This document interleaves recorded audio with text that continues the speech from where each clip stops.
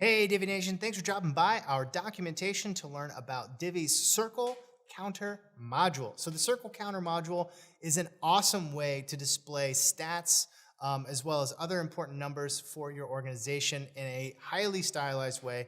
We've got some great animations that create a rotating circle around the stat that you've chosen to display, as well as a ton of design options for you to make it look exactly the way you want it, and of course to fit in with your own brand and web design. So be sure to check it out.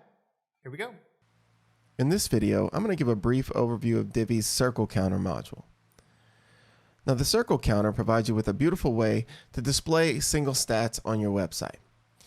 And as you scroll down the page, the number counts up and the circle graph fills to the percentage-based location there that you have set. And you can combine multiple circle counter modules on a single page to give your visitors a fun way to learn about your company or your personal skills. In this case, I'm using this circle counter module to illustrate stats for a case study. I'm labeling each circle counter with a certain project feature, or in this case a goal, so that the user knows what services were included in the project. In this example, I'm using the circle counter to display 3 project goals: branding, web design, and SEO. Now, to get a better look at the settings of the circle counter module and to learn how to actually implement them on your site, I'm going to go ahead and enable the visual builder so that we can edit it.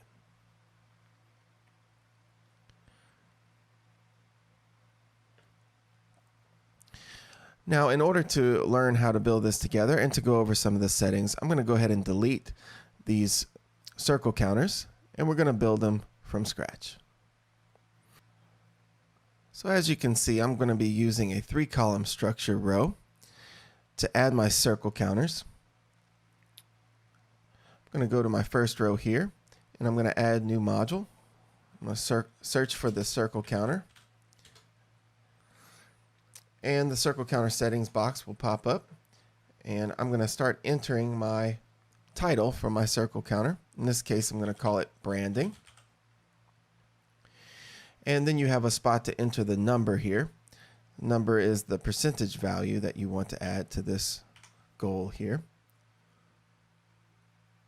And as you can see, it's filling in nicely over here in my preview. And it's adding the default color that I have set in my theme customizer for the actual circle bar here. Now, continuing on in the content settings, I also have the option to turn off or on the percentage sign right here. If I turn it off, it'll just give it a number value. Maybe you don't want to use a percentage and you want to represent just a regular number value. You can do that here. I'm going to go ahead and keep the percentage for now. I could also add a background to my module here if I wanted to, but for now I'm just going to go ahead and continue on to our design tab.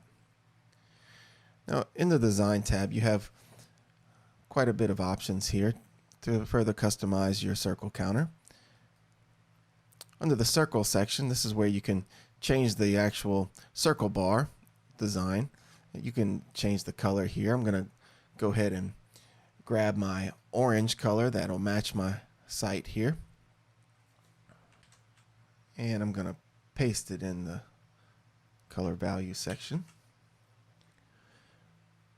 And now you can see it's now orange, but there is also a circle color that you can change. That's actually this little snippet of the circle bar that is not colored in. You can think of it maybe as like the background of the circle here, and so whenever the color fills in whatever is not used, you can change that color there.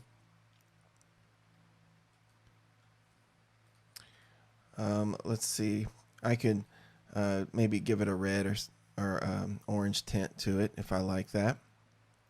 And then you can adjust the color here. You can see that by default it's really light because that's purposeful so that the actual value here will stand out, but you could also change the circle color opacity here if you like as well.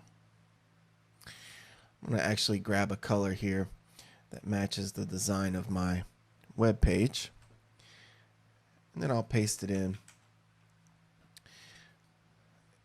and that looks good. I'm going to keep the opacity where it is so that my orange value color will stand out a little bit. I'm going to keep the text color dark since I am on a white background. And the text orientation is going to stay centered there, but if I wanted to, I could make it left aligned. But on the, for most cases, you're going to keep it centered. And then the title text, that would refer to the text here at the bottom of your circle. You can make some customizations to that. I'm going to go ahead and increase the font size let's go ahead and make it 40. Actually, let's make it about 35. And the title text color, I'm going to go ahead and use the same color to match my site there. I'm going to keep the letter spacing the same and the title line height the same as the default. I'm going to change the number text here. That's the actual percentage number here inside the circle. And I'm going to give it a font of Roboto. And I'm going to keep the number alignment the same.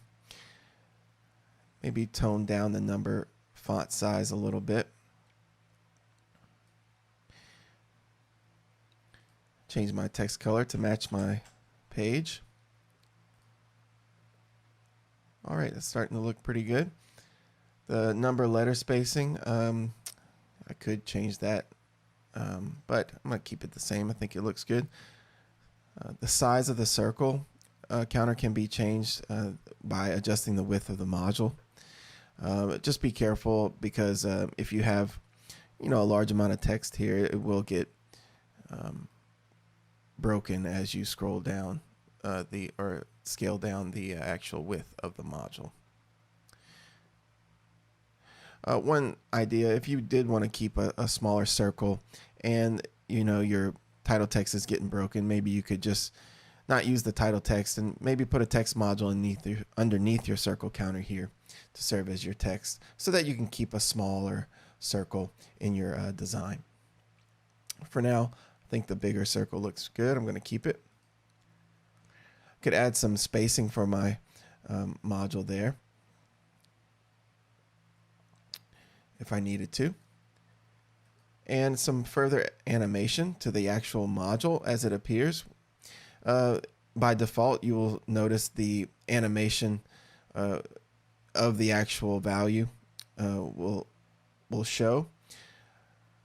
Using some lazy loading and stuff like that. But if you wanted to add another animation on top of that, you could as well. Maybe a fade or a slide in or a bounce. All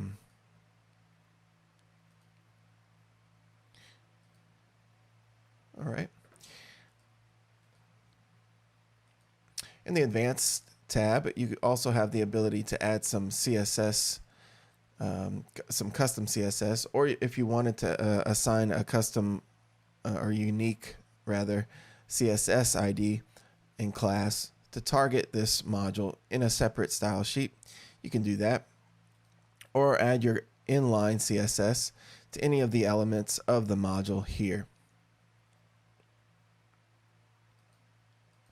And of course, I can adjust the visibility by disabling this module on any of my devices here.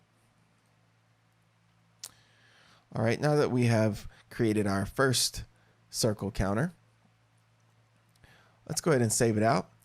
And I'm going to speed up the process by copying this module. I'm going to right click on it, select copy module, and then go to the column that I want to place it in. Right click and click paste module. And I'll do the same for my right third row over here. Now all I need to do is update the actual content so it matches my site. I'm going to call this one Web Design. And I need to change the value here, so I'm going to go inside the module settings, and I'll change this one to, say, 90. And I'll call this one over here SEO. And let's go ahead and change the value of it to 70.